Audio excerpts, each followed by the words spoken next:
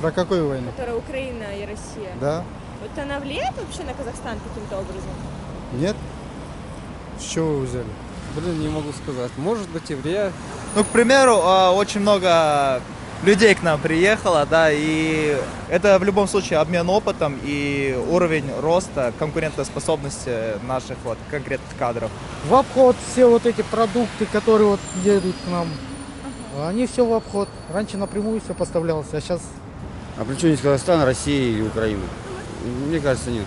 Ну, экономически, наверное, все равно у нас какие-то же существовали связи экономические с Украиной, допустим, также на том же фармацевтическом, да, рынке. То есть какие-то лекарства, фарма с Украины, она сюда активно поставлялась. После того, как там начались вот эти военные действия, естественно, производство все стало, и сюда перестали поступать украинские лекарства, которых сейчас, я знаю точно, очень многим не хватает. То есть люди ищут, не могут найти. Цены будут дорожать там в любом случае.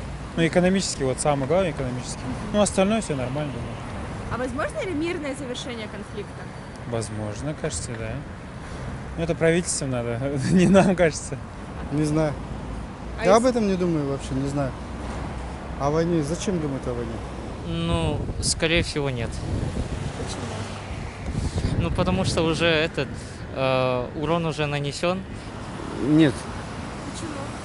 Здесь очень много влияет влияние на Украину НАТО. Поэтому мирно здесь уже ничего не получится. Білмеймін, өздері татуласу керек қой ол. Екеуі де туыс ұлттар бір-бірімен. Украинада, Россияда.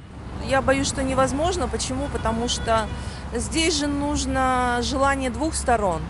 А одномоментное желание двух сторон. А этого я пока не наблюдаю.